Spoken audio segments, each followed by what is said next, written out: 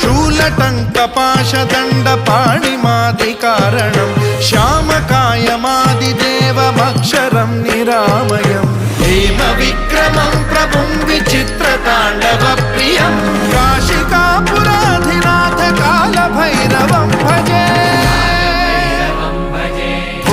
मुक्तिदायकं प्रशस्तचारु विग्रहं भक्तवत्सलं स्थितं समस्तलोकविग्रहं विनिक्वणं